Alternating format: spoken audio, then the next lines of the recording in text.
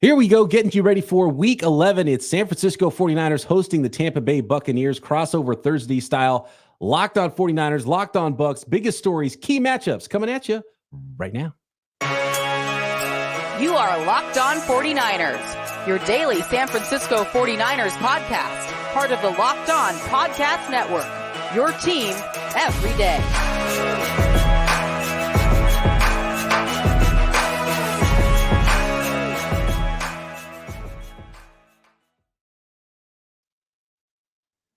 Welcome to another Locked On Podcast Network crossover episode, as we do on Thursdays. Locked on 49ers and Locked on Bucs. Brian Peacock here of Locked on 49ers with James Yarcho of Locked on Bucs, at BD Peacock, at JYarcho_Bucs on Twitter. Thank you so much for all the everydayers out there. You can find us everywhere you find your podcast, and of course on YouTube. And as we do here on the Locked On Podcast Network, your team every day. Today's episode of this crossover Thursday, as all crossover Thursdays are, is brought to you by PrizePicks, the easiest and most exciting way to play daily fantasy sports. Go to prizepicks.com/LockedOnNFL and use code, all lowercase, LockedOnNFL for a first deposit match up to $100. What's happening, James? A very interesting team you got going over there in Tampa. They're traveling 3,000 miles to Santa Clara to play the 49ers, who were red hot, then ice cold, and had a bye and are hot again. What's the biggest storyline for those Tampa Bay Buccaneers here entering Week 11? Well, I mean, over the last couple of crossovers, the storyline has been, how can they pull out of this tailspin that they're in after the bye week? And now the biggest story around the Buccaneers is that regardless of what happens on Sunday, they're still in the thick of the playoff race. So after they play the 49ers, the Buccaneers get the Colts, Panthers, Falcons, Packers, Jaguars, Saints, and Panthers. So being a half game out of first place right now, 1-1 in the division with 4 divisional games remaining, 2 at home, 2 on the road. And San Francisco is one of 2 remaining opponents that they have that are above 500. Now the Saints are 500, but they've already lost to the Buccaneers once. So the Bucs being a game and a half behind the Vikings, but have a head-to-head tiebreaker there. And while most people think that this is going to be a walk-away 49ers win, it doesn't actually hurt the Buccaneers over the long run if they lose this game, which kind of adds an interesting dynamic that they get to walk into this game with absolutely nothing to lose. And you know, things that Dave Canales may have kept in his back pocket, he can pull out in this game and really pull out all the tricks and leave everything out there, because it ultimately in the long run isn't going to hurt them really, really bad if they do what everyone thinks they're going to do and lose this game. Yeah, that's what's interesting. And it's what the last I looked at FanDuel, the line was 11.5. The 49ers are favored at home against those Bucs. And yeah, nothing to lose if you're the Buccaneers. Go in there and play your butts off and go steal a game from the 49ers. And it does have potential to be a trap game for the Niners, who have the most important part of their schedule coming up the next 3 weeks. Short week, Thanksgiving at the Seattle Seahawks. Both those teams are 6-3 going into Week 11. And then you've got the rematch NFC Championship game, the game that they never really actually got to play because they had no quarterback, against the Philadelphia Eagles. And then another game against the Seahawks right after that. So it's a huge stretch for the 49ers. You got to be careful here if you're the Niners, riding high off a big win, dominating the Jacksonville Jaguars last week, to not overlook the Tampa Bay Buccaneers because of the opponents that are behind them. So some trap game vibes for the 49ers here. And we know how the NFL is, James. Man, it's chaos. It's chaos every single week. You think, 11.5, we know who's going to win this football game. And all of a sudden, boop, boop, ball bounces funny. And oh no, this is a much different ball game than we all expected. Yeah, no doubt. I mean, you don't really have to look any further than kind of what the Buffalo Bills have been going through, right? They were constantly talked about as being Super Bowl contenders, and then all of a sudden they're struggling against the Giants. They're, struggling against the Buccaneers, and all of a sudden you don't really know who they are. So it's one of those, any given Sunday kind of games, but it's something that we talked about on yesterday's episode of Locked On Bucs, that, this does have the makings of a trap game because of those 2 upcoming games against Seattle, including the one on Thanksgiving. So it's a short week. They're probably looking at the 35-7 win that they had over the Bucs last year. Tom Brady's gone. This should be an easy game for the 49ers. And, as I said on Locked On Bucs, I'm a huge Star Wars nerd. So in the words of Admiral Akbar, it's a trap. It's a trap. Yeah. Hey, and in the words of Steve Young, using a term from Star Wars, he said that Brock Purdy has the Force. So you gotta compete with not only humans out there, but maybe some extra things at play in the universe when it comes to the San Francisco 49ers offense right now. And yeah, thanks for reminding me about the game last year. That was the what the heck are we seeing? Who is this guy game for Brock Purdy? Because the big story was Tom Brady coming into town, and the entire stadium is chanting Brock Purdy's name as the 49ers are running up the score on Tom Brady's team.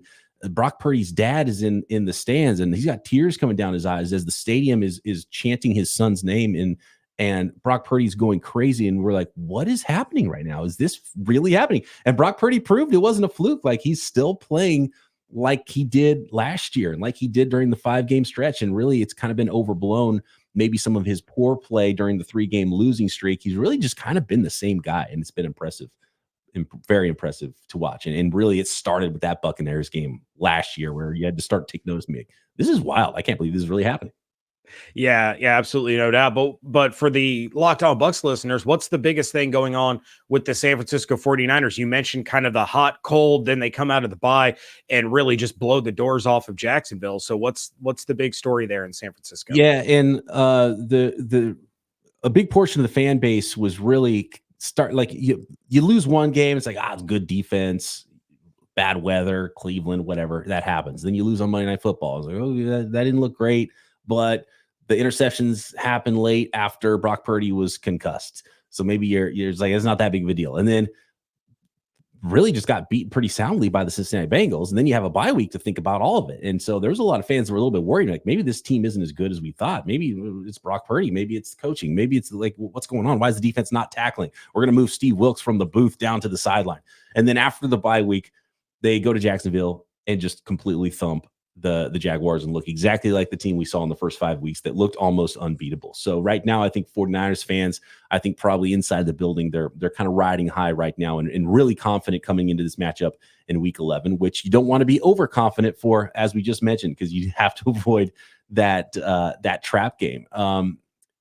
The Bucs have been a weird team because I covered the entire NFL here on the network doing the Peacock and Williamson NFL show, and I watch as much football as I can. And I've seen a lot of Buccaneers, but I haven't seen every snap of every Bucs game. And I'm watching this team, and I think I know who they are. And the next week's like, oh, yeah, I like that. And the next week's like, oh, what's going on here? It's kind of one step forward, one step back. And nobody wants to go take that division for the second straight year. What's going on with this big picture? And I want to get into some individual matchups next. What is happening with the Bucs right now? Big picture. Why is it so up and down with that team this year? Honestly, I wish I had the answer for you. It seems like they are allergic to having both sides of the football play well in the same week. Now, you saw glimpses of it against the Titans. You saw glimpses of it against the New Orleans Saints. Where the defense held both of those teams out of the end zone. The Buccaneers were able to put up solid points, but then, you have a week like the Houston game where they put up 37 points and still lost. And it snapped a 35-game win streak when the Buccaneers scored 37 points or more. It just kind of seems like when one thing is going really well, something else is falling apart. And you can point to a lot of self-inflicted wounds for this team, consistent and constant pre-snap penalties. You're getting, holding calls on big runs and big gains. And most of the time they're away from where the ball carrier is. So they don't even affect the play, but they still continue to shoot themselves in the foot. And, last week against the Titans, you see Baker go deep to Devin Tompkins into double, triple coverage. It gets intercepted. Then they managed to gain 9 yards on their next 6 plays, back-to-back 3 and out. So it seems like Canales likes to pull these explosive play attempts out. And when they don't work, he kind of goes into a shell and gets too conservative to overcompensate. So a lot of it still has, something to do with Dave Canales trying to find his groove as a play caller. But on the flip side, there's no excuse for the defense, who has been together as long as they have, to play as poorly as they have over stretches of time. All right, some specific matchups we got to get to in this game. Nick Bosa versus Baker Mayfield. That dates all the way back to their college days. And how the heck did the 49ers defend Mike Williams, and a whole lot more coming up next. Today's episode of Locked On 49ers and Locked On Bucs is brought to you by DoorDash. Is it the 2-minute warning? Well, that's time. That's a warning timer for ordering yourself some DoorDash. Did the game go to timeout? Well, that's another time to order DoorDash. Is it halftime? That's ordering time with DoorDash. You got it. That is your cue for ordering in when you're watching your favorite team play NFL football this Sunday. For me, the best football food that I know of in the city of San Francisco is the Kezar Pub, the Bullet Bourbon Wings. They're my favorites. James, what's the go-to in Tampa to DoorDash? I'm all about the Cuban sandwich and potato balls from Cuban Express. They are so good. I don't know anything about potato balls, but massive fan over here of Cubano sandwiches. So I'm all in on that one. You can't root for your team on an empty stomach. Order DoorDash and save on all of your football watch party favorites, and a special offer for our listeners. Get 50% off up to $10 value when you spend $15 or more on your first order when you download the DoorDash app and enter code LOCKED23. Subject to change. Terms apply. Again, that's 50% off up to $10 value when you spend $15 or more on your first order when you download the DoorDash app. Just enter promo code LOCKED23. So really interesting, because I had already planned on talking about Nick Bosa versus Baker Mayfield, the waving the flag that happened with Oklahoma and Ohio State. And then it happened with the 49ers when they beat the Cleveland Browns, and Nick Bosa had the fake flag after sacking Baker Mayfield, sticking in the turf at Levi Stadium in Santa Clara. But I was actually a little bit surprised today, after I had planned to talk about this, Nick Bosa was asked about that very thing in front of his locker after practice. And he said that he's buried the hatchet with Baker Mayfield. He's chalked up the 2019 as a rookie having fun, chirping. And Bosa said that he actually met Baker Mayfield this past offseason at the Waste Management Open golf tournament in Arizona, and said, quote, he's nice about Baker Mayfield. So the other thing is, one of Bosa's Ohio State teammates, Chase Young, is now on the team, and he's rushing from the other side. And I don't know if he thinks that Baker Mayfield's nice. And so I don't know. There still might be a little bit extra, and anything to get pumped up, whether it's a chip on your shoulder from something that happened in the past, feeling slighted. NFL players are always looking for that extra juice, that thing they put on the bulletin board. So I'm still excited to see Bosa and Chase Young rush their old college nemesis in Baker Mayfield. See, here's the thing, because I live close to Ohio State. And there are a lot of Buckeye fans, also a lot of Bengals fans that hated Baker Mayfield because he was a Brown. Yeah. But then they also hated Baker Mayfield because he was such a jerk and he planted the flag in the O and blah, blah, blah, blah, blah. Ohio State fans, and apparently Ohio State players, seem to forget that they started it.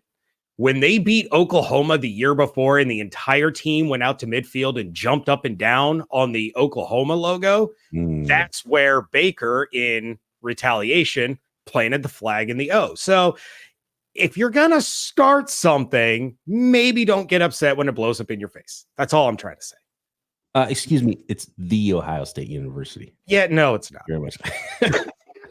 I refuse to accept that. James is inundated with just Ohio State nonsense living in that area. That's funny. But you do have to block those guys. So what's it looking like up front for the Bucs?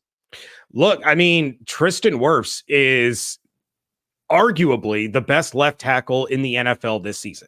And I realize that there is a future Hall of Fame left tackle on the field for the San Francisco 49ers. But to make the transition that Tristan Wirfs did from the right side to the left side, and to be PFF's highest graded left tackle in the NFL, says a lot about his ability. And he really has been absolutely phenomenal. The biggest concern was Luke Gedeke, who was a turnstile at guard for this Buccaneers team last year. He has been outstanding at right tackle, which was his natural position, but he was undersized by NFL standards.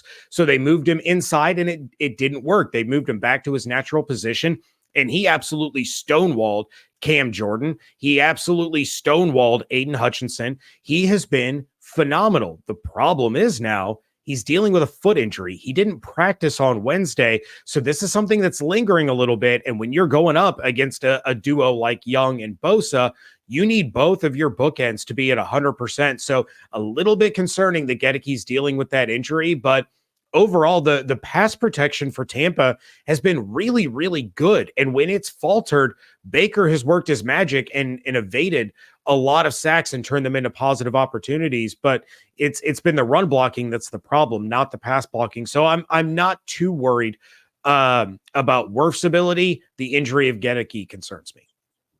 And you mentioned the run blocking there, so that's also huge because you don't want to put your quarterback in those third and long situations and force those tackles to block for a long time. And so that's what the 49ers like to do. They want to stop the run, put you in those situations and rush not only with their guys on the outside, but Armstead and really, really good game. One of the best games of the year so far for Javon Hargrave on the inside last week as well. So lots to deal with up front for the Tampa Bay Buccaneers. And you mentioned Baker Mayfield and his big game hunting, the explosives.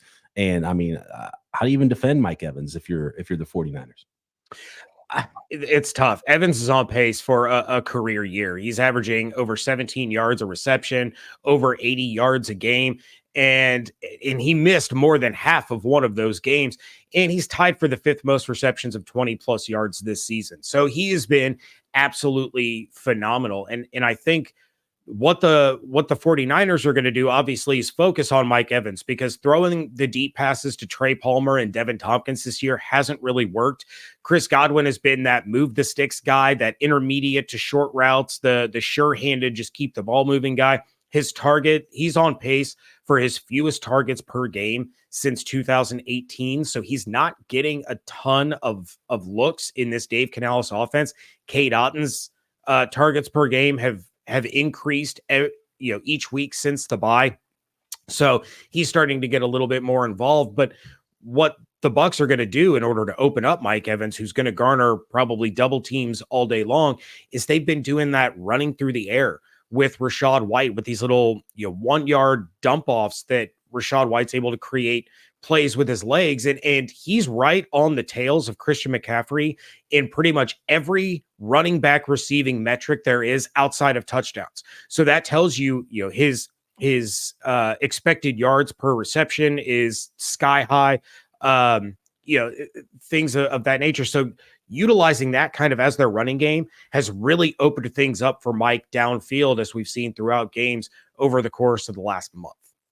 So stay on top of Mike Evans, tackle Rachaad White in the short passing game. That's sounds like some pretty big keys for the 49ers. I like the matchup of Charvarius Ward just because he's a bigger corner against Mike Evans, but I have a feeling, and it looks like the 49ers after the bye made a switch to putting Deommodore Lenoir inside in the slot in place of Isaiah Oliver and utilizing the number 20, Ambry Thomas, on the outside. I have to imagine they're going to want to attack that side of the field and get Mike Evans on Ambry Thomas. So probably a lot of Tashawn Gibson over the top. We'll see how that ends up working out. But it's a really fun matchup. And the number 20 might have a target on his back in this game. I have a little bit of a feeling, because I'm not sure if the Jaguars expected necessarily, or if Lawrence had the time to really throw much down the field. And so with this group up front for the Bucs, they might have a little bit more chance to get the ball out down the field and create some of those big plays. Any other keys to victory for you here before we move on to the final segment and maybe make a couple of predictions? I will say one thing, obviously, that every game we can talk about with the 49ers is Kyle Shanahan's going to try to run the ball. So what's that run defense looking like for the Bucs? The run defense has been absolutely fantastic. And yeah, there's going to be a lot of pressure on Devin White and Levante David to really keep McCaffrey in check. And something that 49ers fans may not know is back when Christian McCaffrey was with Carolina, there was a mic'd up segment that was released where Devin White was the one that was mic'd up, and Christian McCaffrey came up to him after he had been stuffed by Devin 2 plays in a row. And he goes, you're the best linebacker in the NFL, right? But Devin hasn't played that way over the course of the last few years. And he had a breakout game against the Titans. It was really his first impactful game since week 1 against the Vikings. But it's going to be on Devin White and Levante David to keep that running game in check. They just held Derrick Henry to his lowest yard total since 2017. Like, they're playing really well in run defense. So the problem is McCaffrey's also a huge weapon in the passing game. So with White's tendency to over pursue in the run game, San Francisco can exploit that pretty easily with all of the weapons that they have there. So the Bucs run defense is going to be good, but it's the passing defense that really makes you worry. And with a running back like McCaffrey, obviously he's a home run threat on a screen pass, let alone, as a running back. All right, we're going to try to talk about the paths to victory next. Like, what's it going to look like for a Bucs win? What's it going to look like for a 49ers win? Some predictions as well to finish up this Locked On 49ers, Locked On Bucs crossover episode next.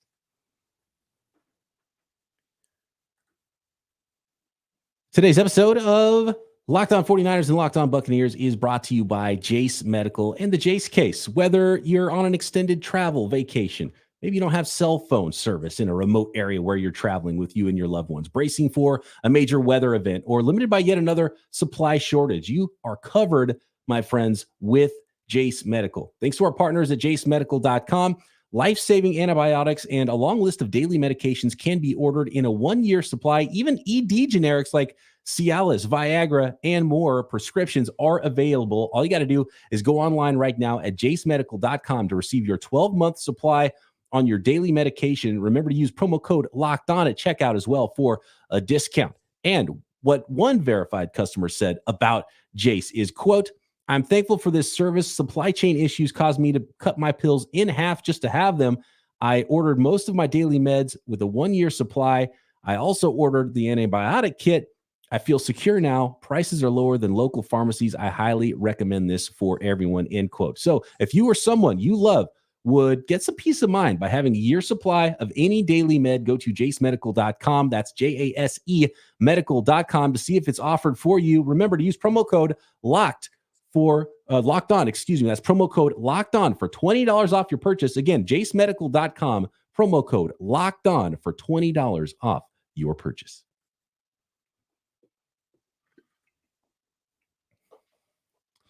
All right, James. One thing I like to ask the opposing hosts when we're doing our crossover episodes is, we talk a lot about the big names, but are there any secret superstars on the Buccaneers? Maybe a player that can make a play here or there that not a lot of people know nationally that 49ers fans might want to look out for on Sunday? For the Bucs, that one's easy. It's Christian Izien. He's an undrafted rookie corner out of Rutgers that has become their starting slot corner. And he's been outstanding, not only in coverage, but he comes in on corner blitzes quite a bit, and he gets home. He has a nose for the football. He was the one, I don't know if Niners fans will remember or paid attention, but back in week 1, the Bucs got an interception where KJ Osborne had the ball literally stripped out of his hands at the goal line. That was Christian Izien.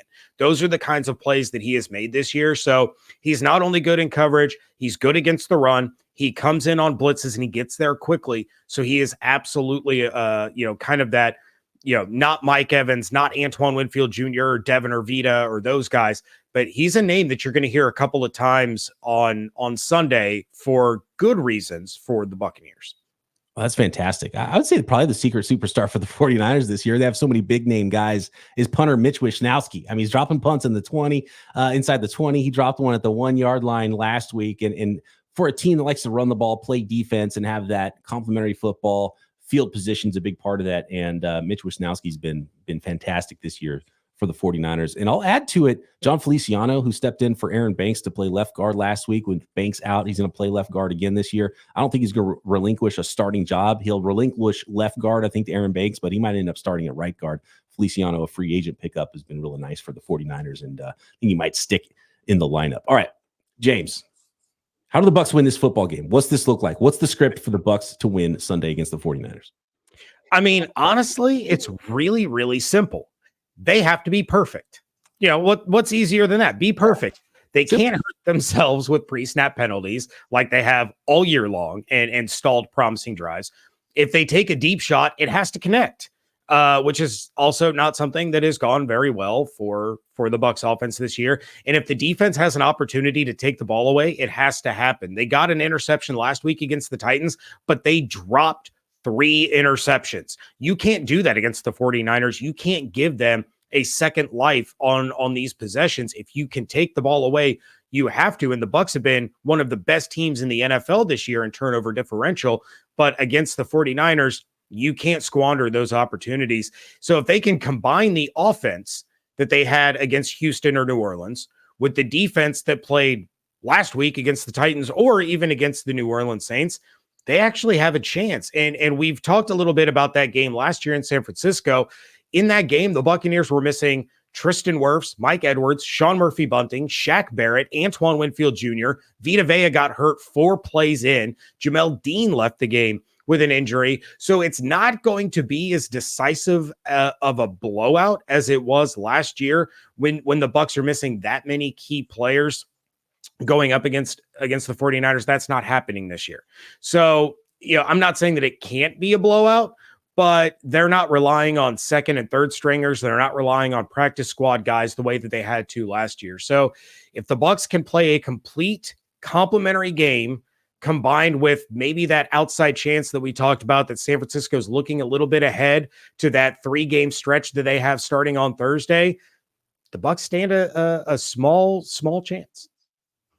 I've got it 24-13 49ers, and which is a half a point off of that 11.5 line right now, looking at FanDuel.